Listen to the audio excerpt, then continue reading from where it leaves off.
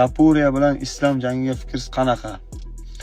Xo'p, Tapuriya bilan islom fikriga men aytdim. Islomni yuta olish uchun Tapuriyada faqatgina kuchli zarba bor. Bo'ldi. Shu kuchli zarbasi tegsa yutadi. Ochkoda islomni yuta oladi deb o'ylamayman.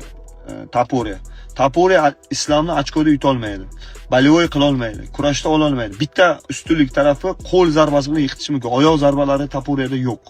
Demak, islomda nima bor? Tapuriyani yutish uchun zarba bor, zarba kuchi bor, ayniqsa oyoq zarbasi. Balivoy udisheniya bor. Ochkoda yutish bo'yicha imkoniyat bor. Distansiya kontrol bor.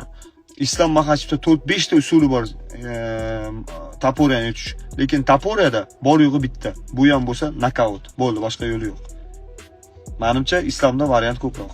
Va Tapuriyaning oxirgi janglarini e'tibor qilib qaraydigan bo'lsak, Tapuriya islomga xuddi boshqa bayaslarga borganchalik erkin bora olmaydi. Chunki Tapuriyaning stoykadagi bitta xatosi va Islom Maxachev Tapuriyani yiqitib oladi va bor kuchini sug'urib oladi.